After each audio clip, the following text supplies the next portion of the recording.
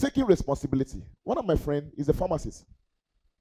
Got some money that time, went back to the village and opened a shop. I don't know how they call shop where you sell drinks and water. I don't know how they call that kind of shop. But that's the kind of shop you open for his brother. And opened that shop. Wine, all kinds of drinks, bottled water, big time. And he says, okay, let me run my pharmacy, and the guy will be running this other shop. And told the guy, I know the profit may not really come. So do keep everything. After 1 year, we look at what we have done, reinvest. And he left Omoya to Akwa Uyo. A very meticulous and prudent guy. And after 1 year, he went back to the brother and said, okay, 1 year, you have tried. Let's look at the accounts.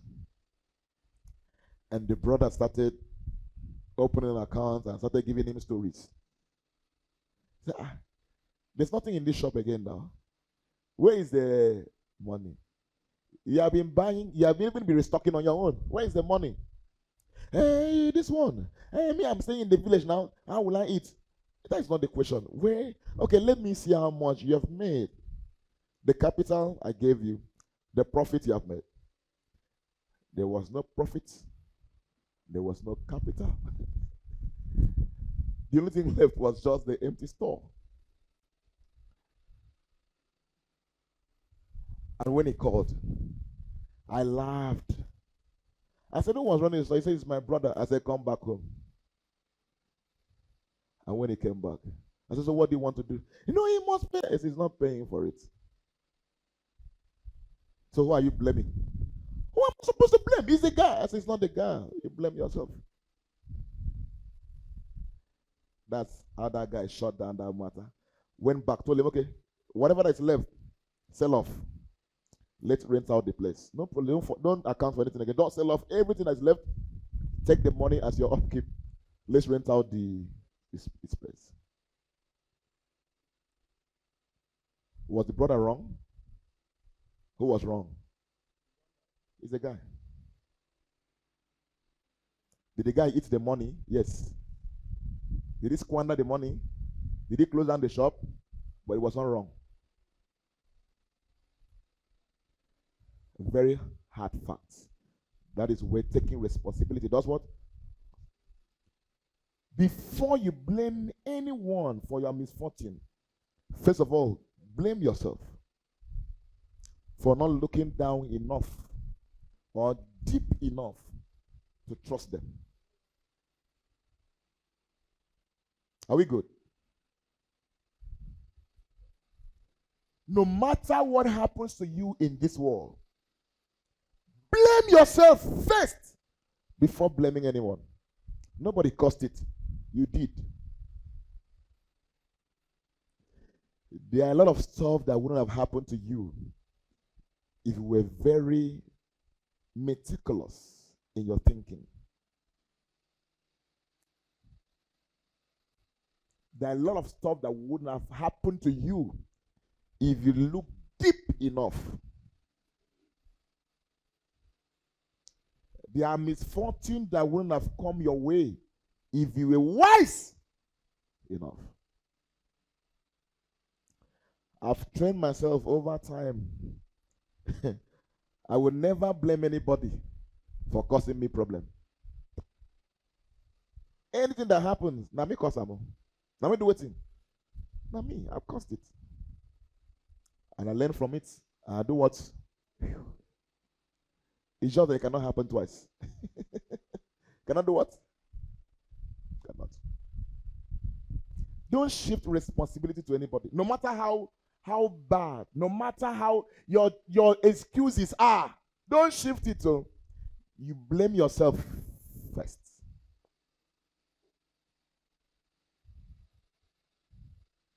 So what is taking responsibility? What does it mean to take responsibility?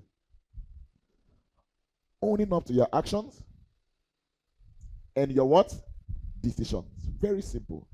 Owning up to your what? Your actions and decisions.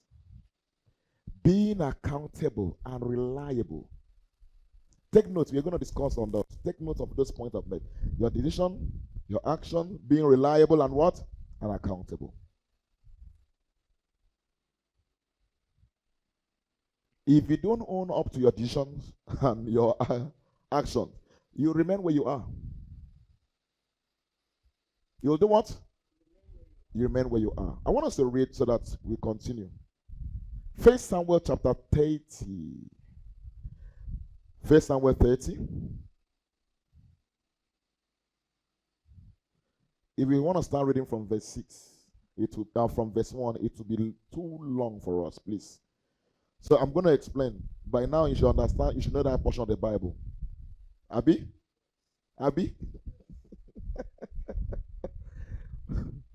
So we're going to have it on the screen. 1 Samuel chapter 30 from verse 6.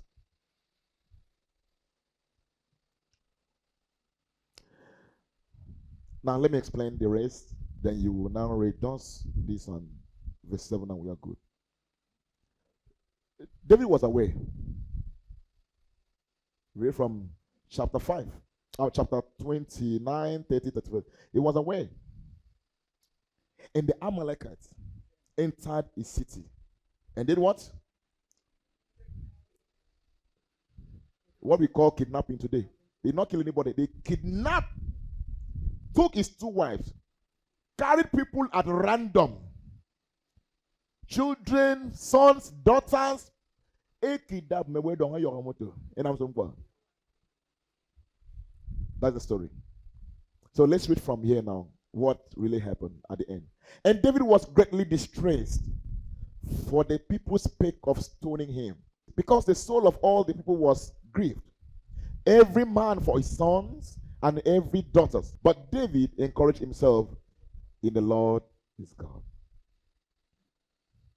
Everybody were now looking at David. David, you as a mighty man. People would enter, plunder the city, and carry our children. They thought of stoning him. They wanted to kill David that night.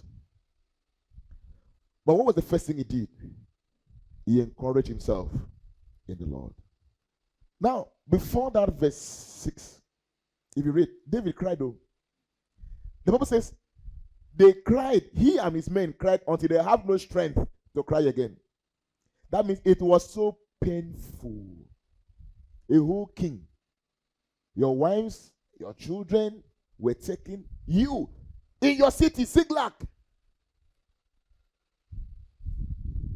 Verse 7. And David said to Abiathar, oh, you remember Abiathar? Remember Abiathar? So, this Abiathar was working for David. Said to Abiathar, Ahimelech's son, I pray thee, bring me hither the ephod. And Abiathar brought thither the ephod to what? To who? To David. And David inquired at the Lord, saying, shall I pursue after these troops? Shall I overtake them?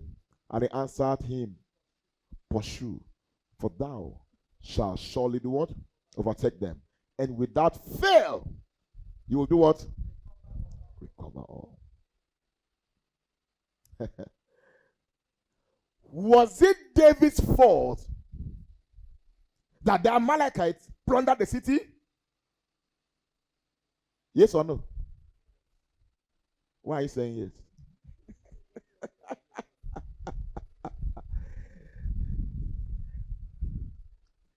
In a real sense, it was not his fault. He wasn't even around.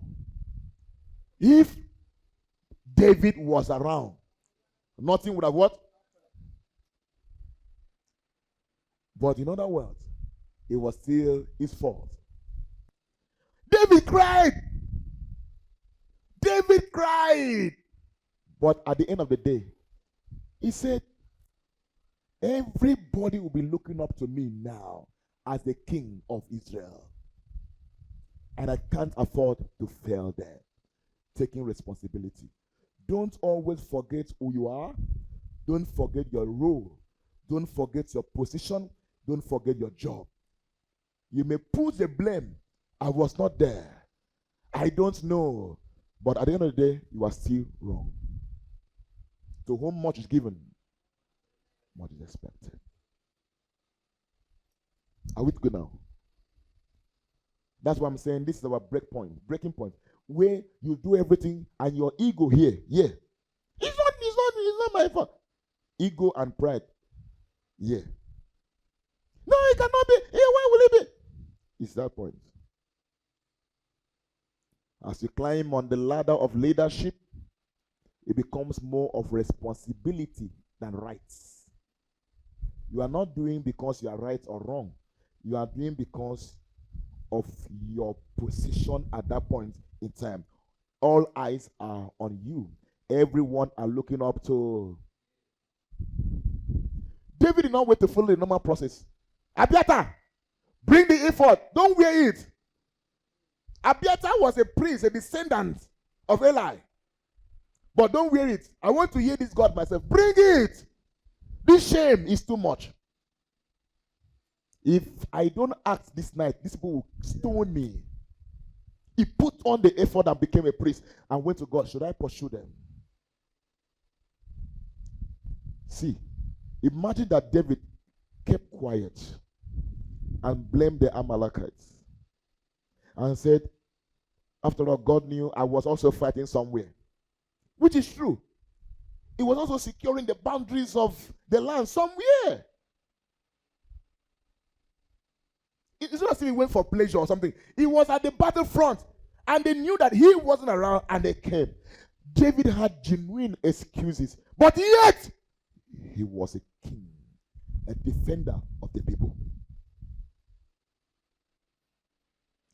And he knew that he must take responsibility for what just happened.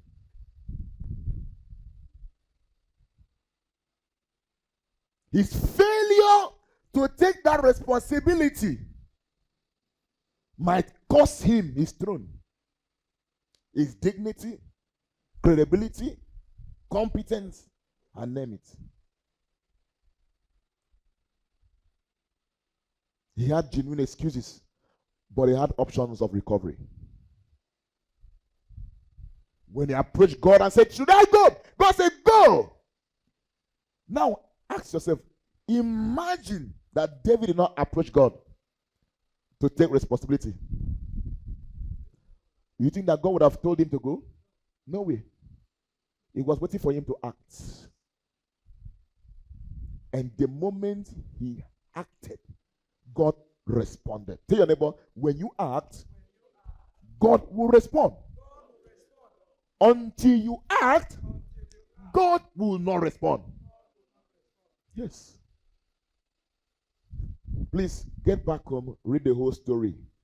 David brought back everybody that were kidnapped.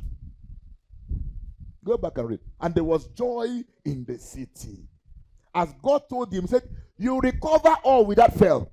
Every boy that were kidnapped, David did what? Brought all of them back. When you mess up, they will stone you. And when they stone you, don't think that they are wrong. It's you that is what? It's you that is wrong. I hope you get my point. Every fire that bursts into big flame started with a match. Pew. You were not wise enough to control that fire at that point. So when it eventually burns everywhere, it's not my fault. It's your fault. You were not wise enough to do what? To control it at the initial stage. If you keep pushing responsibility, you keep failing. Until you take responsibility, you will have no solution for your problem. Tell your neighbor, until you start taking responsibilities, you will never have solution to your problem. Never. That person is the cause of my problem. I would have done, but it's this person. I would have done, but it's that person. I would have done, but it's this person. Now you have a genuine excuse. If somebody asks you now, why are you failing? I would have gone far, but you see, that person did this and that person did that. 20 years, you will have the same excuse. 10 years, the same excuse. 5 years, the same excuse. But the day you own up, I say, it doesn't matter who did it. It doesn't matter who caused it. But from today, I want to change the narrative. That day, solution will do what? Come. I hope you get my point. There are times you have to look away from who is wrong, who is right, who is doing what, and who is not doing. And say, me, this story must what? Must change. Until that day comes, you will not find solution to your problem. Because as long as you believe that others caused it, you wait for them to solve it. Tell your neighbor, as long as you believe that others caused your problem, you will wait for them to bring solution, which will never happen.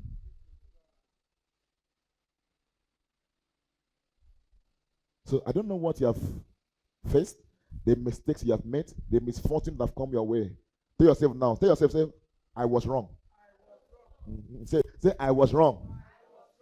I was really, really wrong. Simple. At that point, you have owned it up. The next thing is what? Solution. Once you own up, the next thing is what? At that point, you don't care who is there or who is not there. I was wrong.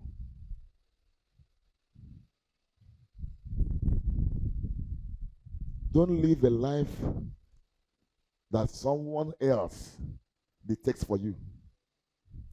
As you are seated here, everything that will happen to you tomorrow has started happening to you now. You are not wise enough, and you are not looking deep enough. Most of us are waiting for things to be out of place before we do what? Before we start controlling them. Take responsibility now. You did not come to see your father. You did not come to see your mother. So what happened? That's why you are poor. Answer me now. You don't come to see your father. You don't come to see your mother. That's why you are what? My father don't have money, or my mother don't have money. That's why you are poor. You know, you are not. You don't just want to take responsibility. There are people that are more wretched than you, but they own up and say, this thing I have seen ends with me. My children will not smell it. And they did everything to make sure that their children will only hear about it, but they will not experience it.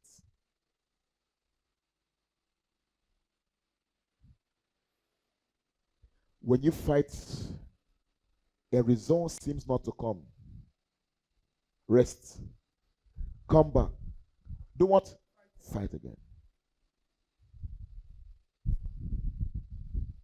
You must stand up one day and say, this thing will happen and it's going to happen through me. That decision will bring enemies. That decision will bring problem. Will bring so many inconsistencies in your life. But own up and say, if it must happen, let it happen through me. I used to pray one prayer and say, Father, don't do it without me. If you want to bless people in this neighborhood, let me be involved. Don't do it without, don't heal without me in my neighborhood. I want to be part of the healing. So that means you must be available. You must be what? Available. Show me one person that keep pushing blames. I will show you a failure. Just scan yourself right now and say, you have a brother or a cousin that keeps saying, this person, you see that he's failing. It's a failure. People that succeed doesn't have time for the past. Doesn't have time for who is causing problems. In short, this how you are too focused that no matter how loud the problem is, you don't hear. You are too focused. You are too committed that you don't do what? You can't hear. Because you have owned up to your life already. Nobody can dictate your life for you. Tell yourself that nobody can dictate my. Nobody. If I fail, that means I caused it. And if I succeed, it means I do what? David stood up I said, no matter how I cry, it will not change anything.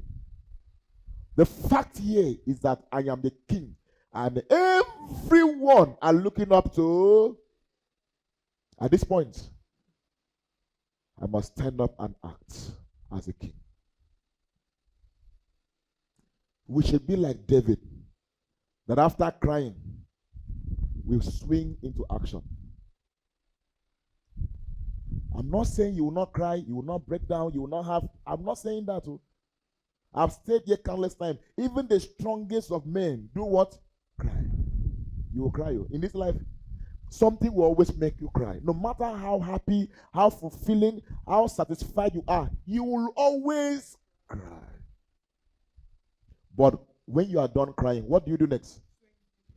And make sure that what makes you cry today should not make you cry tomorrow. Dear neighbor, what makes you cry today should never make you cry tomorrow. What made you cry yesterday should not make you cry today. If it makes you cry today, you are not wise. Don't cry the same cry twice. Is anything, any English like that? The same cry. Don't cry the same cries twice. You had another cry, not that particular. As you are sojourning in this life, as you are taking responsibilities, as you are meeting people, as you are living, don't forget that there are people that are motivated and inspired because of you, and you can't afford to fail them. So take responsibility. It will cost you your time, your resources, your comfort, but take it, because to whom much is given, much is expected. Your life can only be better if you take responsibility for a betterment of tomorrow.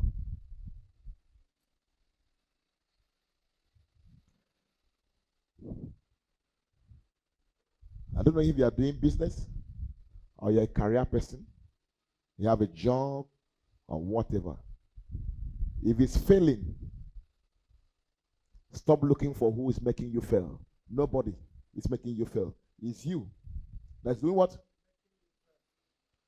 Oh, someone is attacking you. You open your door for that person to come in to attack you.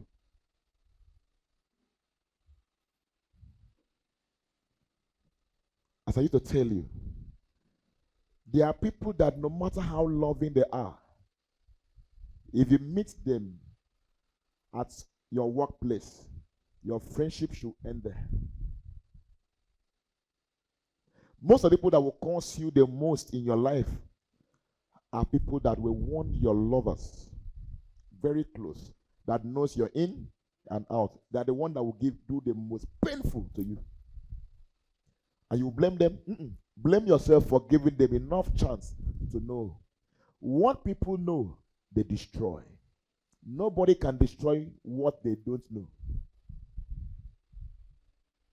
Until you know something, you cannot do what? You cannot destroy it. That's what they say. When you bury your past, make sure that nobody knows the grave.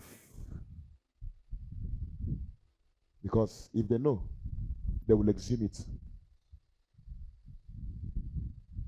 Nobody will tell a better story of you than someone that was closer to you. No one. And we will not believe anybody than someone that was also closer. You will not believe anybody than that person. Are we together now? You must look deep enough at the initial stage. Listen to what they say. Listen, pay attention to their philosophies. Never you think that people think like you. You may be genuinely loving, but they are not. Genuinely kind, but they're what? In short, don't judge anybody with that parameter. Because you think like that and you feel that they do what? Like that. They don't. They don't. As I said, the person that will cause you the most pain in this life is someone that loves you or loved you so much.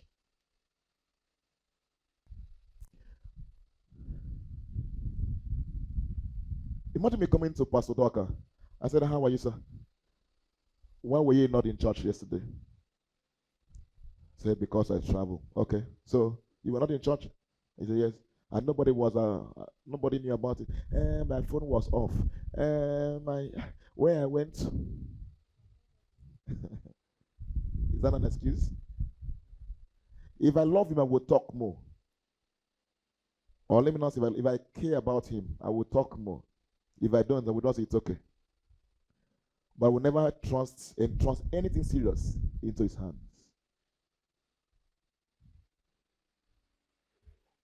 Are you get my point? If I care about him, I will do what?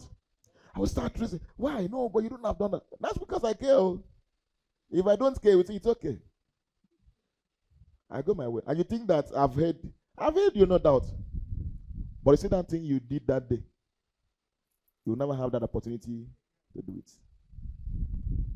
I'm taking responsibility of my life. Because next time I give you something more serious to do, and you come back to tell me that as you were going, your phone fell on the ground and everything, you wouldn't even care about the consequences. What will happen to me that entrusted that thing into your hand?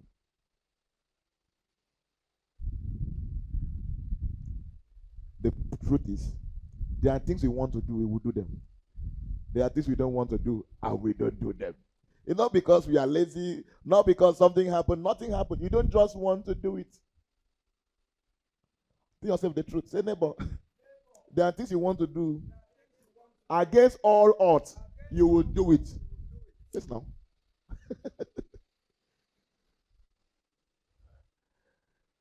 I don't need anybody to preach this kind of message to me.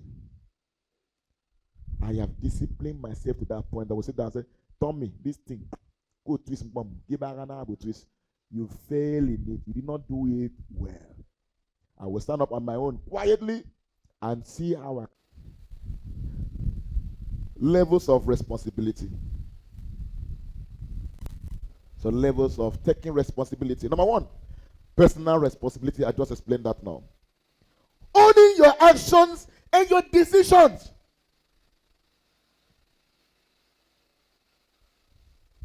Owning your actions and what? Did you do it?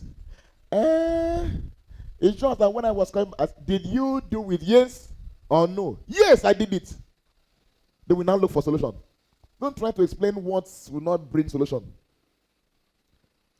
Personal responsibility. Relational responsibility. Relational responsibility. Caring for relationships and people. Caring for what? Even God himself. You only go to God when you have problem. When you don't have problem, you don't go to God. You are not taking responsibility of that relationship. Are you getting my point now? You only go to God when you have what? You don't pray, you don't fast, but when you have problem, you turn to a prayer warrior. You visit your big friends, and only when you have what to discuss with them. You don't go there. This December that passed, did you give them hamper? Did you buy something for them? Answer now. You feel you don't have anything to give to them. Just give. Don't wait to buy a house. Just give them what they know you don't have. But take that steps of giving them what you have to service that relationship. So that the day you call them, they will pick your call. Some of them knows when they see your call, they know why you're calling. And it's true, that's why you're calling. Spiritual responsibility. Answering to God and your faith. Answering to God and what? Spiritual responsibility. You answer to God and your faith. I have many. Let me see if I can bring one in. Leadership responsibility. Guiding and overseeing others. Let's stop there. So I mentioned personal responsibility, relational responsibility, professional responsibility, spiritual responsibility, and leadership what? Leadership responsibility. In all these, you must be responsible. Tell your neighbor, you must be responsible. Now ask your neighbor, how responsible are you? Is anybody still causing your problem? I want to hear the answer. Is anybody still causing your problem? About the down on go. In the bottom on go, we say. Say neighbor. Nobody causes your problem. From today, nobody causes your problem. Look for the solution to that problem. Please. So stand up today. Stand up today and start looking for solution. Nobody causes your what? Your problem. We have preached enough today. And we have come to the end of this series. The driver of godly progress. So the first week we talk about competence. Second week we talk about credibility. The third week we talk about what? Consistency. And today we talk about taking responsibility. If you fuse all this together, as we have on the summary, it's on the website already. If you fuse all this together, you will see that you cannot do without the other as well. And what we talk about today is far more important. Where you don't take responsibility, there's no consistency, there's no credibility, and there's no competence. May the Lord bless His word in Jesus Christ's mighty name.